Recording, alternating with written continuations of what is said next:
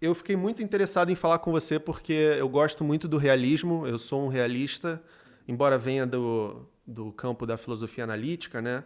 Eu queria começar fazendo uma recapitulação histórica. O que você acha que aconteceu com a filosofia moderna, de Kant até o século XX, e como que os seus autores pegam e fazem uma virada nesse contexto?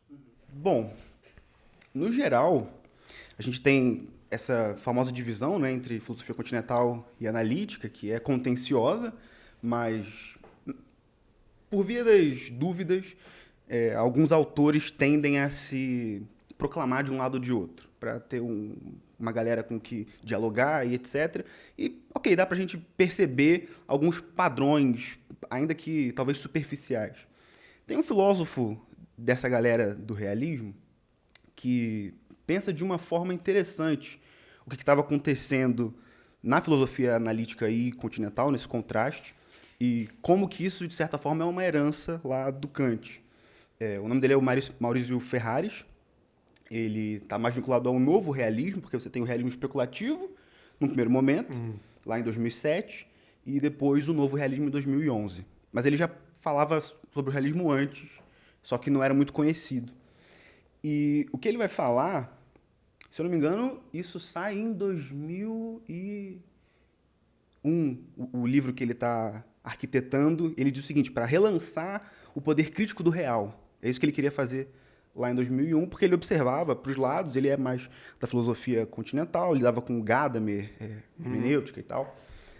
Mas quando ele olhava para a analítica, ele também achava que tinha um foco muito pungente na linguagem, aquele famoso giro linguístico, né?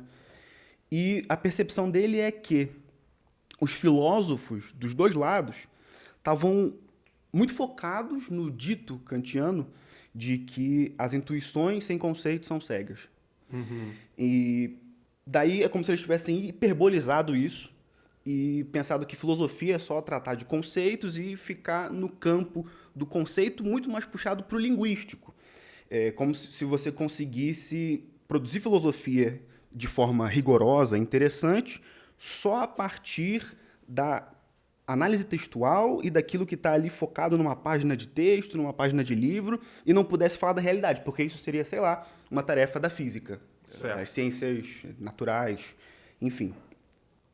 E ele olha para isso e fala: bom, ok, é justo a gente pensar que existem raciocínios, argumentações, e ele fala, os analíticos parece que estavam mais interessados nisso, em ver como que o raciocínio funciona, tentar dissecar as argumentações, ver o que segue de quê, se esse argumento aqui está bem estruturado, papapá.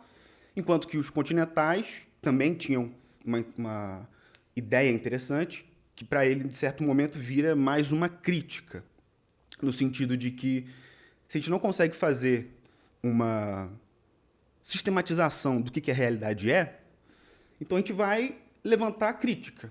Vai ser algo como uma desconstrução de ideologias. Então, bom, se eu não posso fazer uma narrativa que explique bem, um relato, melhor dizendo, que explique bem o que a realidade é, todo tipo de relato que tente fazer isso é errôneo. E muito provavelmente tem base política, tem base de interesse social. Então, ele vê a filosofia continental ainda mais por esse lado, de fazer uma crítica à ideologia. Mas, por outro lado, ele olha e pensa: poxa, parece que não é tão justo assim reduzir a filosofia a esse âmbito. Talvez a filosofia possa ser mais do que isso. E aí, não focando mais só no Ferraris, mas pensando de uma forma um pouco mais ampla no pessoal desse movimento, né, que a gente pode chamar de o pessoal da virada. Então, tem vários movimentos, tem filósofos mais separados, mas tem uma grande virada que meio que junta eles, que a gente comumente chama de virada realista. E aí, o que o pessoal começa a perceber, o Marcos Gabriel, por exemplo, que é um filósofo que eu gosto bastante e está nesse meio, em algum momento lá no livro que saiu no ano passado, Sense Non Sense in Subjectivity, ele fala assim: bom, a metafísica meio que reaparece na filosofia analítica também. Porque em algum Exato. momento a filosofia analítica é muito crítica como a gente estava falando, né? A O metafísica, Russell. a continental também, como a gente estava falando. Então fica aquela suspeita. Não dá para fazer isso. Só que o Gabriel fala, mas em algum momento volta. Porque aí o argumento dele, né? O ponto de vista dele. Parece que aqueles que eram críticos também tinham compromissos metafísicos. No fim das contas, catando aqui algumas intuições desses caras, o que parece é o seguinte: quando a gente fala que não quer fazer metafísica, a gente, e que talvez ela seja impossível, inútil, etc., no fim das contas, tem um compromisso aqui de que a realidade precisa ser tal que a metafísica é impossível. Então, você acaba tendo compromissos para além o Graham Priest tem uma ideia super interessante, ele fala do dialeteísmo, né, contradições verdadeiras, objetos contraditórios, e no Beyond the Limits of Thought, se eu não me engano, acho que é nesse livro, ele vai repensar a noção de limite. Muitos filósofos tentam falar, não, olha só, isso daqui é um limite, daqui para lá a gente não consegue pensar. Mas nisso você já tem vários compromissos do que está para lá, porque o que está para lá tem essas diferenças com o que está para cá.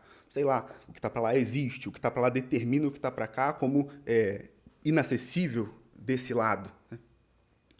Então, eles começaram a pensar isso.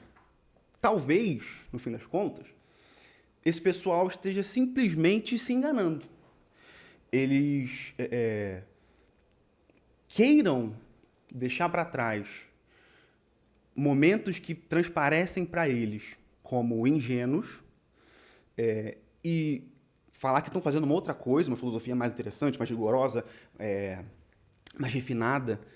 Mas, no fim das contas, eles estão fazendo uma filosofia ignorando algo muito importante. E aí, é meio intuitivo, assim.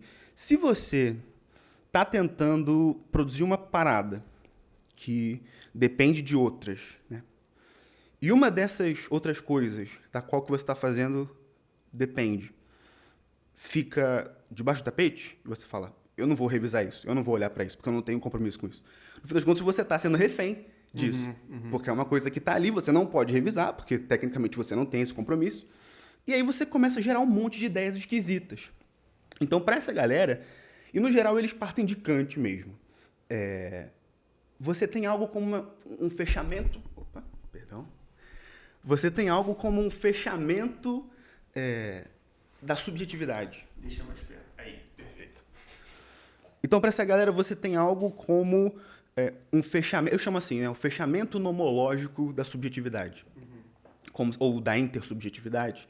Embora seja complicado pensar na ideia de intersubjetividade se você, no fim das contas, só pode lidar com aquilo que te aparece e não com uma descrição do real.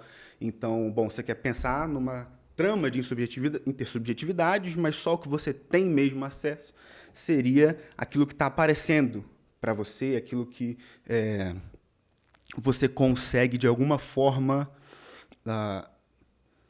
não colocar para além de qualquer dúvida. Sim.